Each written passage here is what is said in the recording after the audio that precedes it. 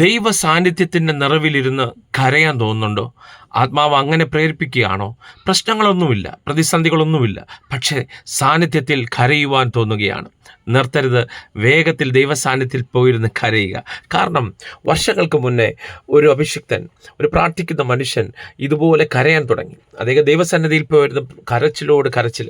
ആ കരച്ചിൽ മണിക്കൂറുകൾ കഴിഞ്ഞപ്പോൾ ദർശനമായി അദ്ദേഹത്തിൻ്റെ മുന്നിൽ ഒരു പിക്ചർ പോലെ തെളിഞ്ഞു വരികയാണ്. ഒരു പട്ടണം, ആ പട്ടണം മുഴുവൻ പാപം കൊണ്ട് നിറഞ്ഞിരിക്കുകയാണ്. പാപത്തിൻ്റെ മലിനത കണ്ട് അദ്ദേഹം വീണ്ടും നിലവിളിച്ച് കരയാൻ തുടങ്ങി. ആ കരച്ചിൽ പ്രാർത്ഥനകളായി മാറി. ആ പ്രാർത്ഥനകൾ ചില വർഷങ്ങൾ നീണ്ടുപോയി. അവസാനം ആ പ്രാർത്ഥനകൾക്കൊടുവിൽ ഒരു ഭക്തനെ, ഒരു ശക്തനായ അഭിഷിക്തനെ ആ പട്ടണത്തിലേക്ക് ദൈവം അയച്ചു.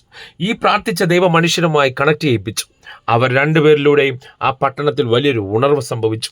ജനം പാപത്തെ വിട്ട് ദൈവസന്നിധിയിലേക്ക് വരുവാൻ തുടങ്ങി. വലിയൊരു ആത്മനിറവ് ആ പട്ടണത്തിലുണ്ടായി.